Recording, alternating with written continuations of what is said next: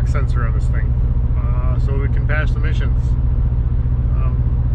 Nothing special with it. It should be pretty quick. Forget the code number. I'll show you guys when we get there. Just had to make a quick stop to the good old Quick Trip. We have Casey's in our town, but their breakfast sucks, and they never. I mean, even if it sucks, they don't supply enough of it. Like, when I do go there, I end up not buying anything, and I go to Quick Trip anyways.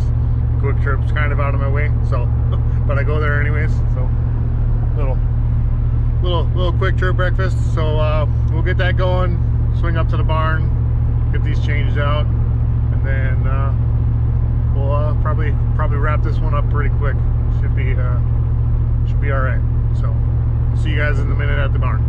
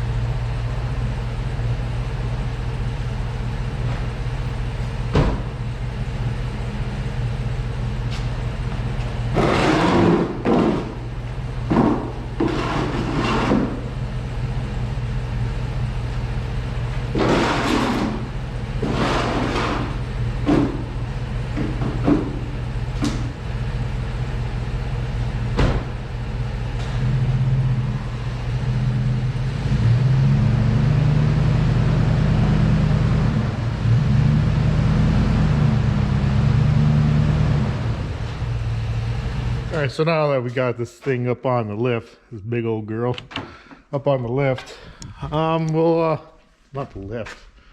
Now that we got this big old girl up on the ramps, we'll check into that code. So hop out my code reader. I've had this thing for freaking ever. So we'll get going with that real quick. Get that on there. And then I'll pull up the code. Forget what the code is. It's like P0350 or something like that. Either way, we'll check it out. Because that code will tell you what bank it is. And then that way you're not just throwing parts at it. You don't need to replace all of them. Just need to replace the one that's bad. So I'll go pull out my fancy dandy old reader here. I couldn't tell you how old this thing is. But yeah, she's an oldie but a goodie. We'll just say that. So turn the key on. Turn the key on. Vehicle diagnostics. Yeah, sure. Because the code's active, so she should pull up no matter what. All right. Yeah. Okay. So P0325. NOx sensor 1 circuit, malfunction, bank 1, or single sensor. So I am going to have to replace that sensor, and then we'll get down there, replace that sensor, and then hopefully the issue is fixed. Because my wife, from what I remember she told me, is she hit a bad bump, and then her check engine light came on. So I mean, this truck has 180 something thousand miles on it. It's in pretty decent shape for what it is. So I mean, having electrical shit go wrong at this point in its life is bound to happen. I mean, I don't think a NOx sensor should have gone bad, but anyways, yeah, we'll hop under the car, get that changed out, and then hopefully the check engine light will go away. So, but yeah, it's been a while maybe since you guys have seen this thing. I know the lighting's not that great in here, but little quick update walk around. Yeah, I painted the grill, basically I painted most of the chrome on here. Painted the grill, painted the chrome. Not really worried about the headlights. Plastic dipped the wheels. Those are SRT 1022s. And then for the bottom here, the bottom was getting real roached out, getting real rusty, as you guys can see. So I just sanded everything down, rust treated everything, and then bed lined all of it. So that way she's good for another 184,000 miles or whatever she's got on it. The only problem I haven't fixed yet is the back here, the rust right here, because I don't know how I'm gonna fix that to make that look good. Yeah, I'm not really sure how I'm gonna fix that to make that look good, but yeah. So get to the point of this video, slide on right there, change the knock sensor, and be on our way. So then that way I can get back onto that thing over there. So yeah, we'll get back onto that, get this done, and away we go. So I'll see you when we get underneath there and I figure out what I'm doing and get that sensor changed. So see you in a second when I'm set up. All right, so welcome to the underside of a 2007 Chrysler Aspen. So the knock sensors should be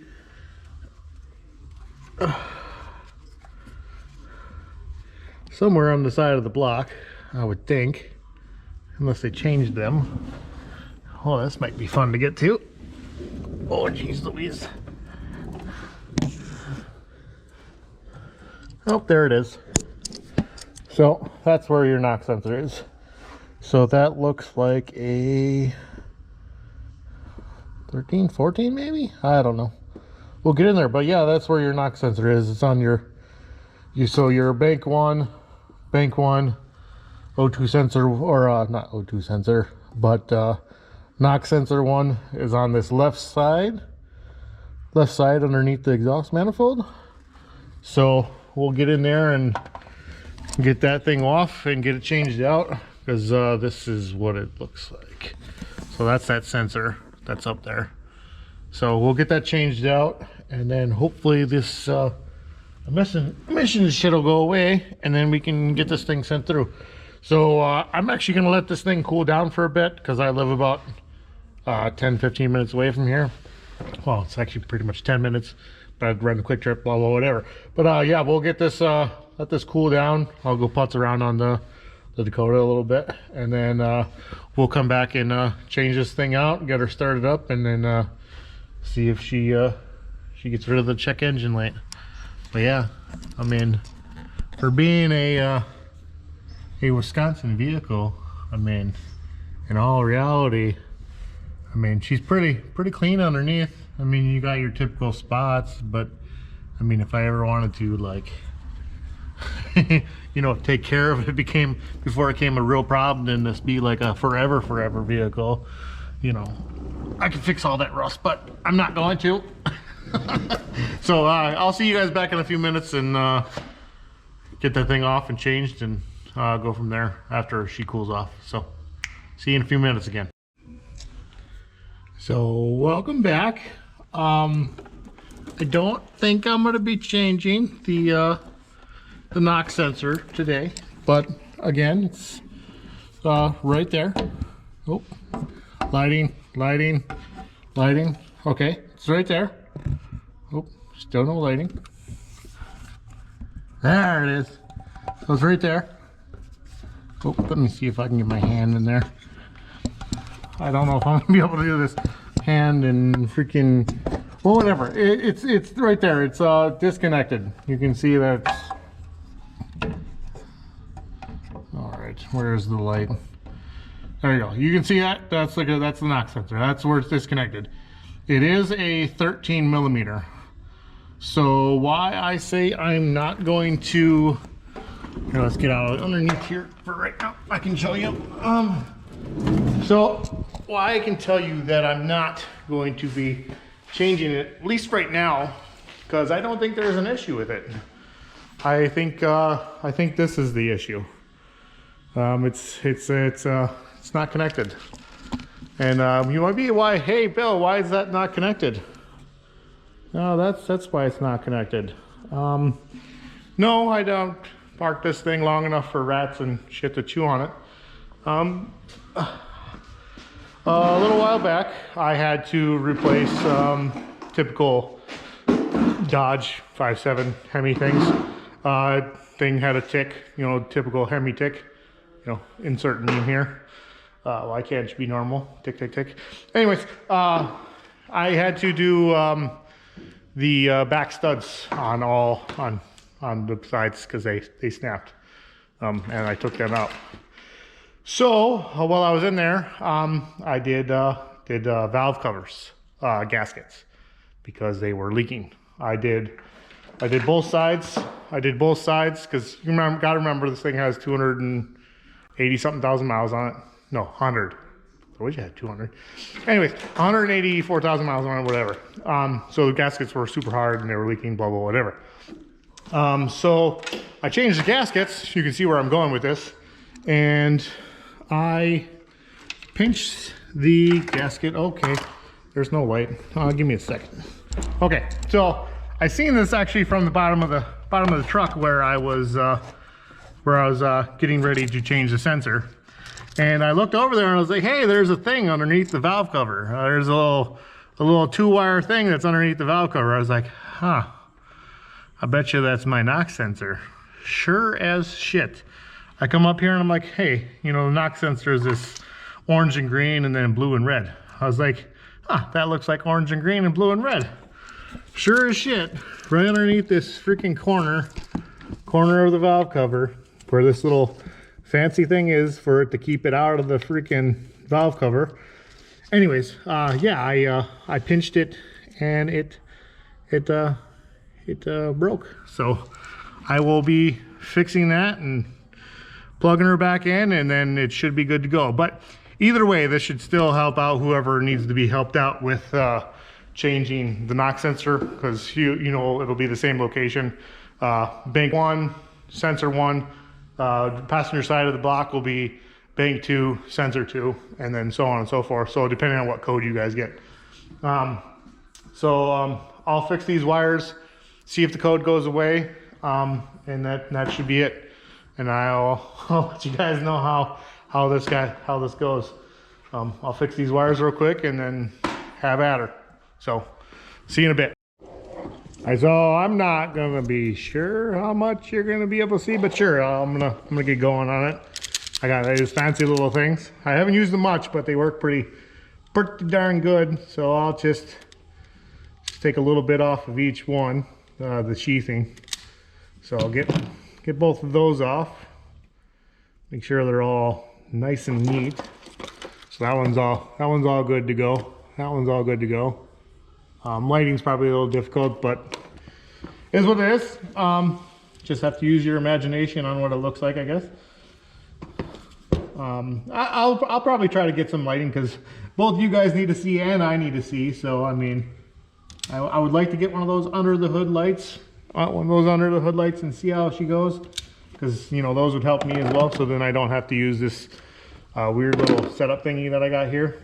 All right, so I'll put these on here, and then I'm gonna get some what you call it, heat shrink on here as well. Get some heat. I don't have the good epoxy stuff. So I mean, hopefully these don't corrode over a while. But I mean, not much water is gonna get up here in the engine bay. It's not like this thing goes off-road or anything crazy. But I mean, moisture will seep in there. But it kind of is what it is. Yeah, so, and then I'm gonna solder these. Typically, supposedly, from what I understand, is you're not supposed to be like using solder underneath the hood because, you know, the heat cycles and blah, blah, whatever. But I'm gonna do it anyways because I've always done it that way. And I don't do globs and all that stuff. But anyways, I'll go get the heat shrink and get that set up, and then we can go from there. This you're gonna be able to see. Maybe I'll put you in here somewhere else. Yeah, right there maybe? I don't know. We'll see how that turns out. Yeah, so I got my two wires here. I'm gonna get my heat shrink on there. Let's see if I got a couple smaller pieces. Yeah, so I'll use these 2 pieces of heat shrink. Again, these aren't like the fancy ones that got the epoxy and stuff in them, so I mean it kind of is what it is, and I don't have the time to go get those and wait for this because this thing needs to pass emissions. So we'll get this fixed. get this fixed first and then go from there. Two, like one thing I always try to do, because you know, something I've learned over time is when you're soldering right here, if these heat shrinks are too close to where you're soldering, especially if you're taking too long to solder, it'll heat up this whole wire naturally. And then it'll heat shrink your heat shrink way back here, and then you got to do it all over again, and you know, cut your heat shrink off and then restart. So here's how I solder stuff together. So I do the whole bust it apart, because I want the two to kind of grab each other. So I will put the two together. All right, so those are both kind of like tied together like that. So I'll get my solder. Let's see if I can get that out of the way without messing anything else up. So I got that kind of ready, and now I need to solder. So now I'm gonna heat it up, and then I heat it up on the back side, and then I let the solder flow into the wire.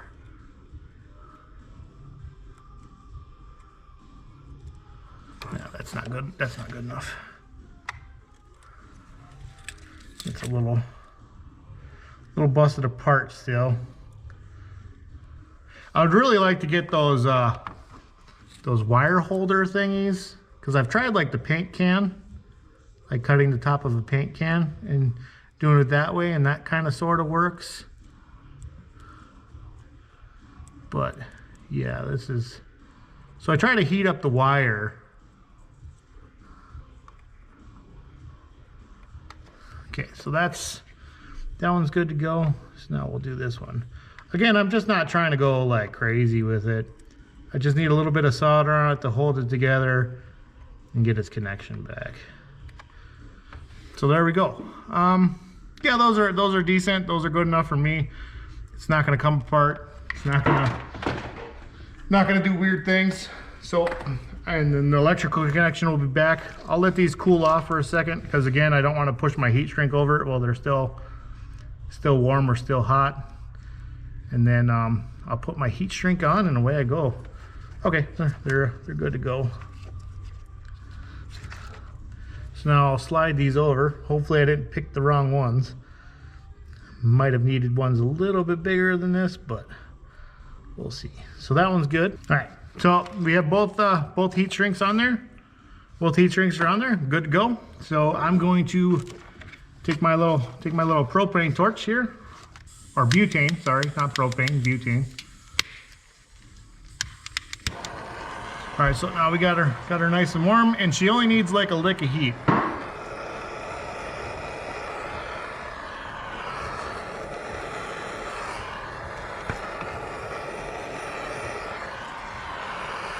Yeah, that's good. So now those are fixed. Those are both fixed. So what I'm gonna do, oh, that's so crumbly, is I'm going to take this little covering. I forget what this is called. That's super brittle and crappy. So I'm gonna take some electrical tape, and I'm gonna try to fix this the best I can to make it look halfway decent and presentable. And then I will get this all back together, and then I will plug this back in, and then hopefully that's all good to go now. So I'll let you guys know how it goes. Again, this should still help out people that are trying to change and fix. Jesus Christ, that's so brittle. But anyways, this should still help whoever's trying to fix that bank one, sensor one. It should still help out, because then it'll give you location and whatnot. So I'm gonna get this buttoned up, and then we'll jump in it, start it up, and then see if that fixed it or if it was actually the sensor, but I highly doubt it. So let me get this all tidied up, and then I'll jump back with you in a minute. Got the truck done. So I just need to clean up my mess, put away my tools, and she's good to go. I took her for a lap around the block, re-ran everything, should be good. I think the drive cycle is a little bit longer than that. But I don't see why it wouldn't be good, especially since, the wires were cut. I don't see the sensor being the issue. Yeah, I believe she's got got a clean bill of health. I'm probably going to throw some air in the tires and send her down the road, because she should be good to go. I hope this video helps somebody. I know it's not the greatest video, but it's just a knock sensor. I mean, to be totally honest, this video is way longer than it needs to be. But hopefully this helps out somebody. I mean, again, this is just my channel, my version, my story, me working on stuff, painting, doing tailgate stripes on my 3500, putting Dakotas together, you know, you name it. I mean, my videos are kind of all over the place. I mean, I can make a short video on it, but okay, I need to stop talking about my channel.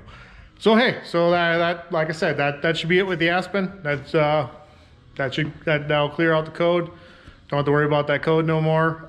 But I kind of showed you guys how to change that sensor. I mean, showed you the location. Remember, it's a 13 mil. It's on that driver's side. It's right underneath the exhaust manifold. It's a little bit of a bear to get at, but it's doable.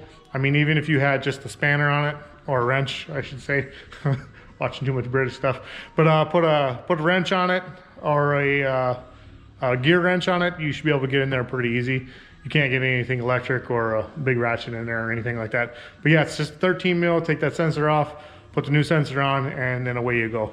But yeah, that's, unless you're in my case and you pinch the wires in the valve cover because you changed the seal. But yeah, that should be it. That should wrap up this video, and until next time on the Aspen, we'll see you later. Routine maintenance. Peace out.